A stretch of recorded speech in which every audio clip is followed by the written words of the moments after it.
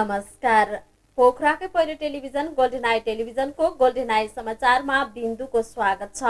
समाचार सुरु गर्नुभन्दा पहिला मुख्य मुख्य खबरका शीर्षकहरू। बैंक तथा वित्तीय संस्थाले किस्ता तिर्ने समय सीमा कम्तीमा 6 महिना थप गरिदिनुपर्ने पृथ्वी राजमार्ग बस सञ्चालक समितिको माग।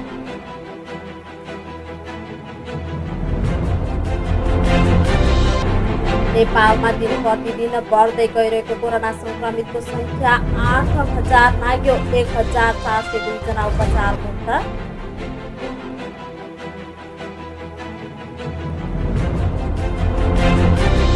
प्रतिनिधि सभाबाट सन्देश सहित प्राप्त 2 विधेयक स्वीकृत। कोरोनाबाट प्रभावित अर्थतन्त्रलाई गतिशील बनाउन प्रोत्साहन दिन अर्थमन्त्रीको भनाई।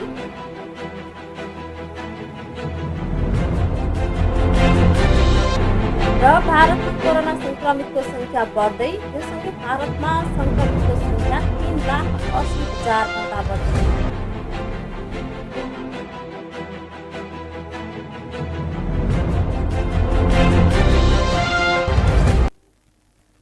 समाचार अब विस्तारमा। बैंक तथा वित्तीय संस्थाले किस्ता तिर्न समय सीमा कम्तीमा 6 महिना थप गरिदिनुपर्ने पोखरा पृथ्वी राजमार्ग बस सञ्चालक समिति प्रालीले माग गरेको छ। कोरोना भाइरस फैलिएको कारण नेपालमा पनि लकडाउन भएको र यसले यातायात क्षेत्रलाई प्रभावित पारेको भन्दै कम्पनीले यातायात व्यवसायीले विभिन्न बैंक तथा वित्तीय संस्थाबाट कर्जा लिएको तर यो समयमा तिर्न नसक्ने अवस्था नभएको स्पष्ट पारेको हो। यस्तो अवस्थामा यातायात व्यवसायीका लागि राज्य तथा सम्बन्धित निकायबाट कुनै राहतका प्याकेज उपलब्ध हुन नसकेको र सेवा सञ्चालनमा ठोस नीति तथा कार्यविधि समेत स्पष्ट आउन नसकेको अध्यक्ष योगेन्द्र बहादुर केसीले बताउनु भएको छ। केसीले यस्तो अवस्थामा पनि बैंक तथा वित्तीय संस्थाले किस्ता तिर्ने समय सीमा अनावश्यक दबाब दिएमा आफ्नो सवारी साधनको चाबी र कागजपत्र बैंक तथा वित्तीय संस्थालाई नै बुझाउनु पर्ने अवस्था आउने बताउनु भएको छ। साथै विभिन्न खालको प्रलोभन देखाई वित्तीय संस्थाहरूले लकडाउनको समयमा पनि किस्ता रकम असुल उपर गर्न गतिविधि भएको भन्दै यस्तो गतिविधि बन्द गर्ने समितिले अनुरोध गरेको छ। झोलामा साँचो हालेर बुझाएको छ हामीले तपाईँको अरू विकल्प त व्यवसाय छँदै छैन। अब राज्यले गाडी थन्का भने न सार्वजनिक यातायात चलाउने नीति पनि दिएको छैन। सुन्नुभएको छ तपाईँले 81 वर्षमा त सार्वजनिक यातायात बन्दै छ। अब पछि पनि कहिलेसम्म खुल्ने त्यसको टुङ्गो छैन। अनि चलाउने हो भने कसरी चलाउने भन्ने नीति निकाल्न सकेको छैन र बाहिर व्यवसाय चलाउँदैन भनेका छन् भनेर नराम्रो रुमर मात्रै आएको छ। त्यस कारणले चाहिँ यो स्थिति यातायात सार्वजनिक यातायातमा जटिल रूपमा बन्दै गएको छ। अब राज्य पनि यसमा चाहिँ अति नै बर्बादी अवस्था आउँछ। आम व्यवसायले पनि दुःख पाउँछन् र ब्याङ्कहरूले पनि आफ्नो पुँजी उनीहरूले आफ्नो पुँजीलाई जतन गर्नको लागि अहिले लोभ लालचले हाम्रै व्यवसाय पनि केही डर होइन रहेछु ल र फकाइ फुलाइ गरेर लोन छपेर आएको मैले जानकारी कुरा।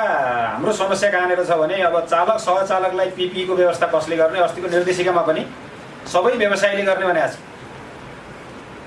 अब पिपिईको व्यवस्था गर्नुपर्ने चालक सहचालकलाई व्यवसायीले गर्ने, सेनिटाइजरको व्यवस्था व्यवसायीले गर्ने, अनि यात्रुहरूलाई मास्कको व्यवस्था व्यवसायीले गर्ने, गाडीको चाहिँ अब गाडीलाई सेनिटाइजर गर्ने कुरा व्यवसायीले गर्ने र गाडी डिसइन्फेक्सन गर्ने कुरा पनि व्यवसायीले गर्ने र सरकारको दायित्व त्यहाँ केही पनि नहुने र पैसा उठाउनका निम्ति एउटा भाँडोको व्यवस्था गर्ने र त्यो भाँडोमा चाहिँ यात्रुहरूले पैसा राख्ने तर पैसा फिर्ता नगर्ने गरी चाहिँ उठाउने र फिर्तै गर्न पर्ने हो भने आफ्नो पकेटमा भएको पैसा फिर्ता गर्ने, त्यो पैसालाई चाहिँ सेनिटाइजर गरेर जाने। त्यति मानसिक रूपमा चाहिँ तयार नभइकन हाम्रा मजदुरहरूको ग्यारेन्टी नगरिकन पहिलो कुरा त चालक सहचालकको नेपाल सरकारले ग्यारेन्टी गर्नु पर्यो। कोरोनाका कारणले सिर्दी समस्याको बारेमा सम्पूर्ण जिम्मा लिन्छौँ भन्ने भयो भने बल्ल त्यो कुरा छलफल हुन सक्ला। गण्डकी प्रदेशमा थप 32 जनामा कोरोना संक्रमित थपिएका छन्। बागलुङमा 10, तनहुमा 17 र पर्वतमा 5 जना कोरोना संक्रमित थपिएका हुन्। बागलुङ नगरपालिका 5 मा 5 जना पुरुष, डोरपाटा नगरपालिकामा 4 जना पुरुष र बागलुङकै पालिका नखुलेको 1 महिलामा कोरोना संक्रमण देखिएको प्रदेश स्वास्थ्य निर्देशनालयले पुष्टि गरेको हो। यस्तै गिरिङ नगरपालिकामा मात्र 14 जना पुरुष र 3 जना महिलामा कोरोना संक्रमण देखिएको छ। पर्वतको कुस्मा नगरपालिकामा 3 जना पुरुष र 2 जना महिला स्वास्थ्य कर्मी मा कोरोना संक्रमण पुष्टि भएको हो। यो सँगै गण्डकी प्रदेशमा कोरोना संक्रमितको संख्या 380 पुगेको छ। आज मात्र गण्डकी प्रदेशमा थप 56 जनामा कोरोना संक्रमण पुष्टि भएको थियो। आज बिहान मात्र गण्डकीमा 4 जिल्लामा 24 जना संक्रमित भेटिएका थिए।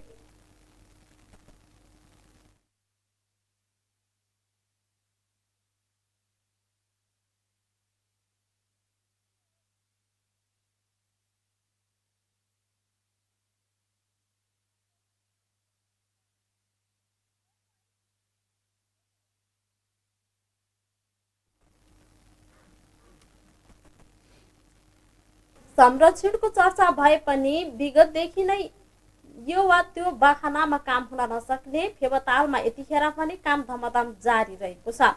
प्राकृतिक एवं मानवीय अतिक्रमणको चपेटामा पर्दै आएको सो तालको संरक्षणका लागि देखिने गरी काम हुन थालेपछि संहिताको औचित्य पुष्टि भएको हो।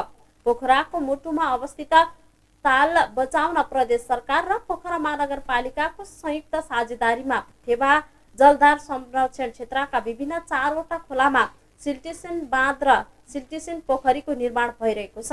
निर्माणाधीन कार्यको स्थगन निरीक्षण गर्दै गण्डकी प्रदेशका मुख्यमन्त्री पृथ्वी सुब्बा गुरुङले तोकिएको समय र गुणस्तरीय विकास निर्माणले संहिताको औचित्य पुष्टि गरेको बताउनु भएको छ।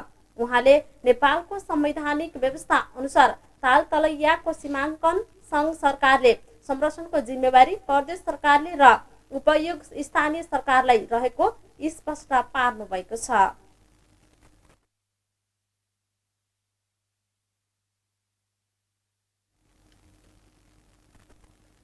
नेपालमा कोरोना संक्रमितको संख्या 8000 नागेको छ। एकै दिन थप 426 जनामा कोरोना संक्रमण पुष्टि भएको स्वास्थ्य तथा जनसङ्ख्या मन्त्रालयले जनाएको छ। थप 426 जनामा संक्रमण पुष्टि भएसँगै नेपालमा संक्रमितको संख्या 8274 जना पुगेको मन्त्रालयका प्रवक्ता डाक्टर जागेश्वर प्रसाद गौतमले जानकारी दिनुभएको छ।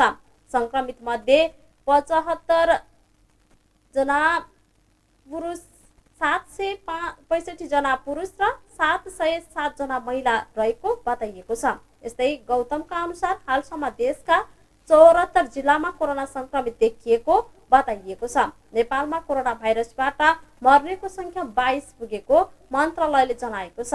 नेपालमा संक्रमित मध्ये 1402 जना निको भएर घर फर्किसकेको बताइएको छ, जसमध्ये पछिल्लो 24 घण्टामा 216 जनाले स्वास्थ्य लाभ गरेको जनाइएको हो। टोटल 1402 छ। गोठगाउँ आइसोलेसन सेन्टर मा भोजपुरका 4 जना, झापाका 12 जना, मोरङका 9 जना, सुनसरीका 15 जना गरी जम्मा 50 जना। कोशी अस्पतालबाट झापाका 4 जना पुरुष, सङ्खुवासभाका 2 जना पुरुष, मोरङका 1 जना महिला र 1 जना पुरुष गरी जम्मा 8 जना। आइसोलेसन सेन्टर जानकी बाँकेबाट 41 जना पुरुष, अल्पमाई नर्सिङ इन्स्टिच्युट सर्लाहीबाट 4 महिला 35 पुरुष गरी जम्मा 39 जना। कोभिड-19 अस्पताल सफाई जनकपुरबाट धनुषाका 1 महिला र 37 पुरुष गरी 38 जना। धरहरी स्कुल धरहरी रौतहटबाट 1 महिला 29 पुरुष सहित 30 जना। जलेश्वर अस्पताल महोत्तरीबाट 4 जना पुरुष। साई कृष्ण आइसोलेसन सप्तरीबाट 13 जना पुरुष र प्रादेशिक अस्पताल सुर्खेतबाट 2 महिला र 1 पुरुष गरी 3 जना। र आजको जम्मा डिस्चार्ज 216, त्यसमध्ये महिला 9 जना र पुरुष 207 जना हुनुहुन्छ।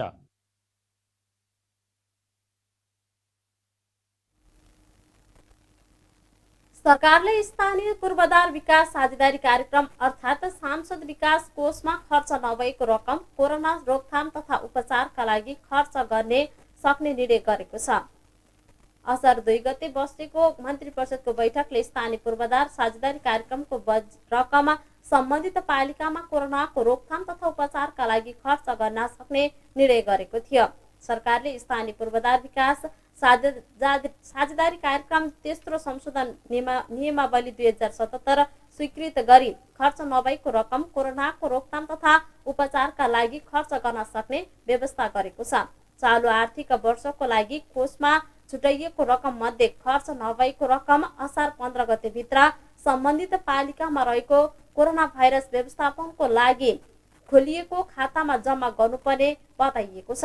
यसरी जम्मा भएको रकम कोरोनाको रोकथाम, नियन्त्रण र उपचारको क्रममा मात्र खर्च गर्न पाउने भन्ने निर्णय भएको बताइएको छ।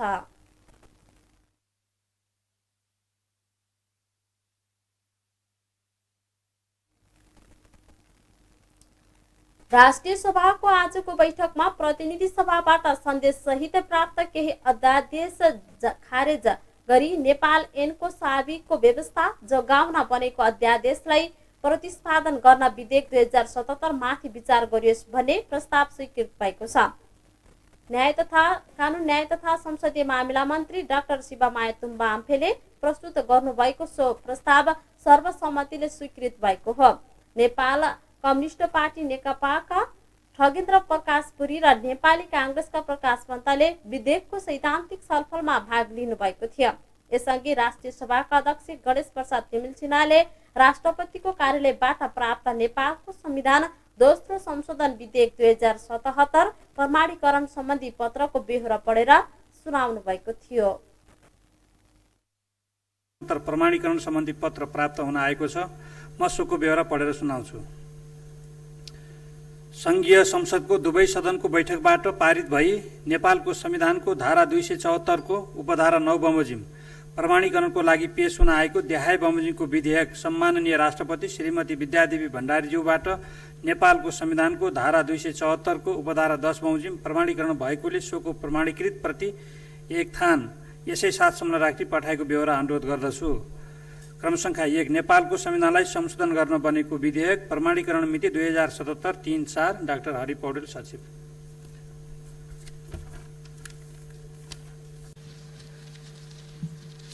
नेपाल ऐनको साबिकको व्यवस्था जगाउन बनेको अध्यादेशलाई प्रतिस्थापन गर्ने विधेयक 2077 माथि विचार गरियोस् भन्ने प्रस्ताव सभा समक्ष पेश गर्दछु। धन्यवाद।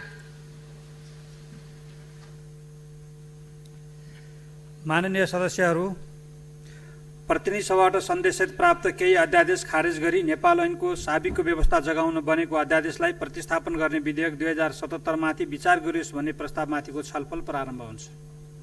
यस क्रममा विधेयकको सैद्धान्तिक पक्षमा मात्र छलफल हुने बेहोरा जानकारी गराउँछु।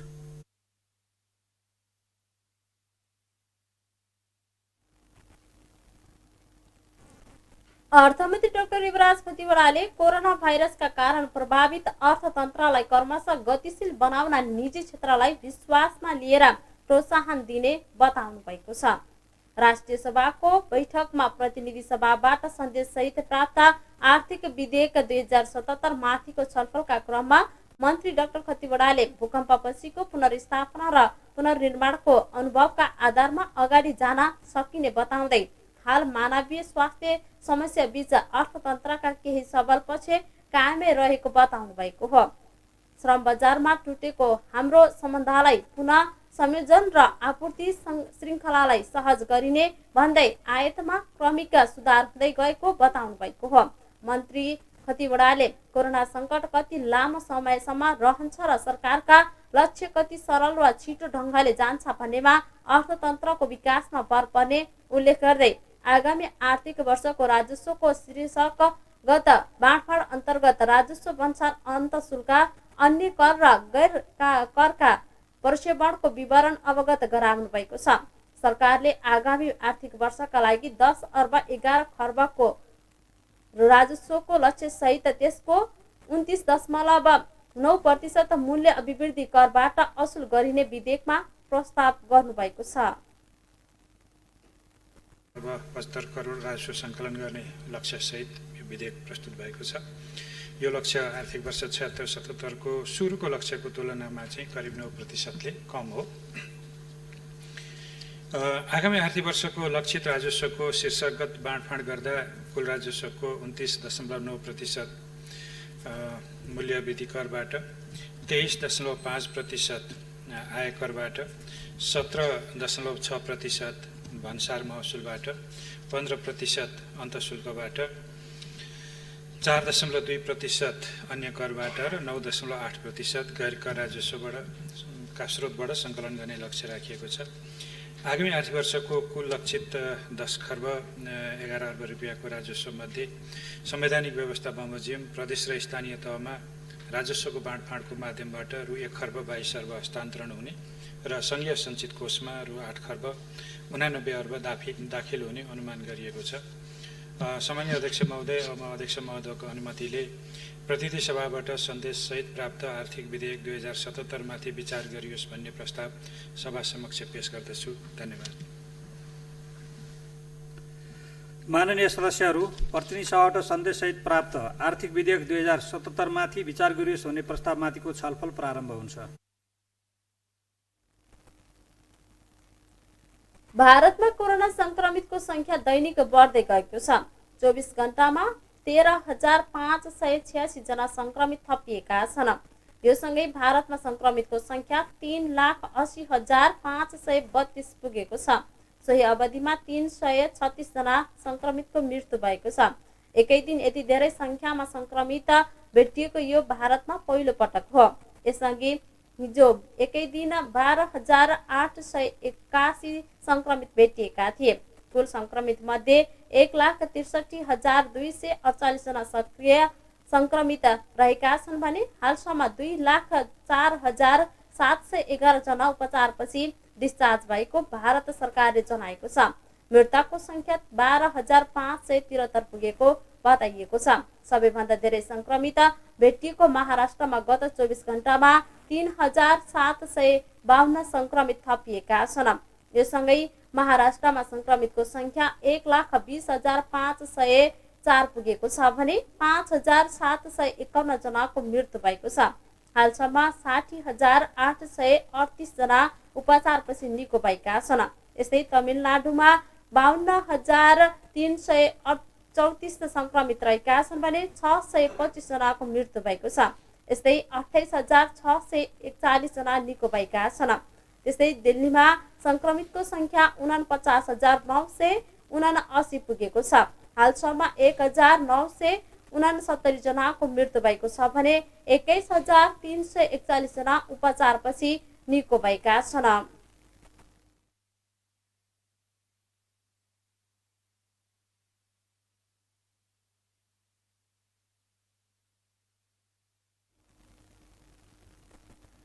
यिनै खबरसँगै हामी गोल्डन आइज समाचारको अन्त्यमा आइपुगेका छौं। अन्तमा मुख्य मुख्य खबरका शीर्षकहरू पुनः एकपटक। बैंक तथा वित्तीय संस्थाले किस्ता तिर्ने समय सीमा कम्तीमा 6 महिना थप गरिदिनुपर्ने पृथ्वी राजमार्ग बस सञ्चालक समितिको माग।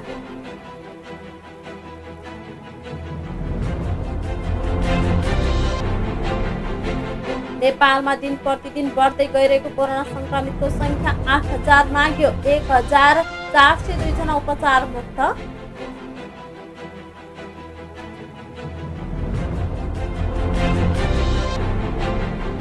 प्रतिनिधि सभाबाट सन्देशसहित प्राप्त 2 विधेयक स्वीकृत। कोरोनाबाट प्रभावित अर्थतन्त्रलाई गतिशील बनाउन प्रोत्साहन दिइने अर्थमन्त्रीको भनाई।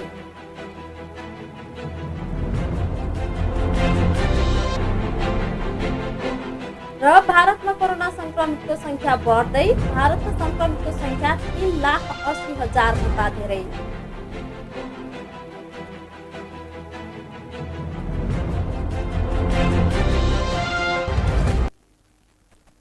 हौस् त अहिलेलाई गोल्डन आइज समाचार सकिएको छ। म बिन्दुलाई पनि बिदा दिनुहोस्। तपाईको पल शुभ रहोस्। नमस्कार।